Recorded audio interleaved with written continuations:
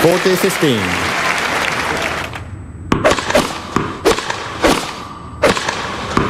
Game hyperchrome. Sign up for the Quest Means Business daily email newsletter. Go to cnnmoney.com/quest for the global business news you need delivered to your inbox at the end of the New York day before Asia opens. cnnmoney.com/quest. And watch Quest Means Business on CNN.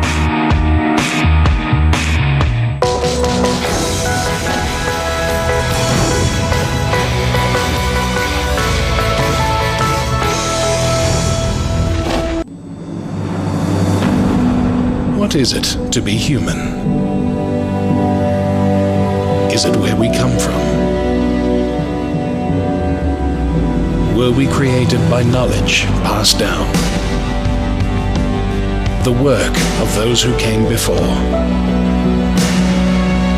The giants upon whose shoulders we stand?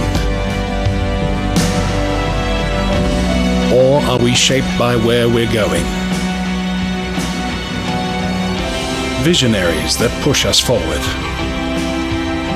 The boundaries we're willing to break. The belief that we can build a better tomorrow. To be human is to dream, to hope, to stay curious. Shape your world with powerful entertainment on DSTV. Feel every moment.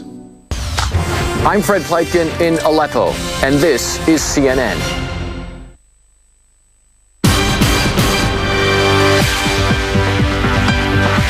Hello, I'm Nick Parker, and this is CNN News Now.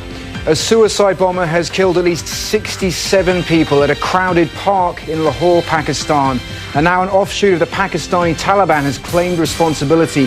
The target? Members of the country's Christian minority who were celebrating the Easter holiday there. The blast went off near a playground. Hundreds of people were hurt, many of them women and children. Dutch authorities say that they have arrested a man in Rotterdam suspected of plotting a terrorist attack. The French national is expected to be extradited to France, which had requested his arrest. At least 3 people were detained in that operation. Police in Brussels, meanwhile, used water cannon to disperse anti-immigrant protesters on Sunday when hundreds of them stormed a makeshift memorial to the victims of last week's terror attacks. Meanwhile, authorities say that they are holding 4 people after a series of new raids across the country.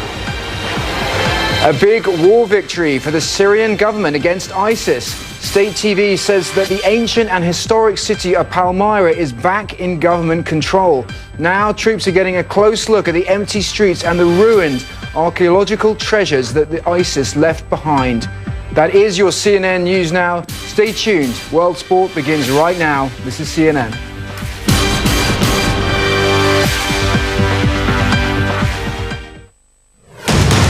Once again, it's Jason's day as the Aussie golfer is back on top of the world. He's something of a forgotten tennis legend. We catch up with Pete Sampras to find out where he's been hiding. And running 40 marathons on 7 continents is going to make you pretty thirsty. For Mina Gula, that was exactly the point. This edition of CNN World Sport starts right now.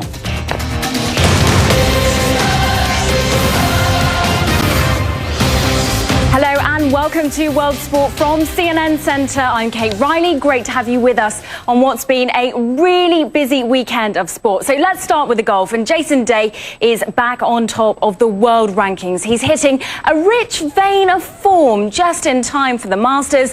And by the end of Sunday, he may well have another trophy to add to his collection. The Aussie faced former world number 1 Rory McIlroy in the semi-finals of the WGC Dell Match Play event in Austin, Texas. The lead went back and forth throughout the opening 9. McIlroy taking the lead here at the 6th.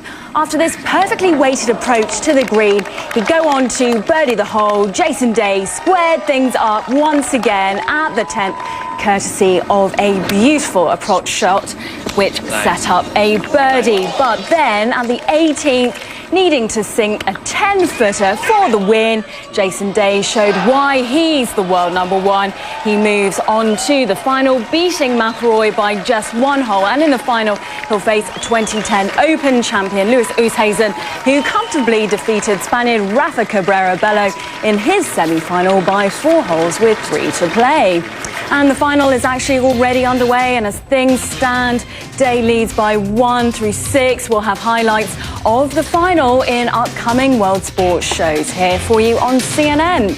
So it's a great day for Australian golf, but not such a good day for Australian cricket as the Baggy Greens narrowly lost to India, who took the final spot in the T20 World Cup semi-finals. The Aussies put a solid fight, courtesy of a 43 from Aaron Finch. The Aussies posted a respectable 160 for 6 in their innings, but with an 82 not out from Virat Kohli, which included 9 fours and 2 sixes. The hosts were always looking like the eventual victors. And with 5 balls remaining, a 4 from MS Dhoni sealed the deal. Host India through to the semi-finals, where they will face another cricket powerhouse, the West Indies.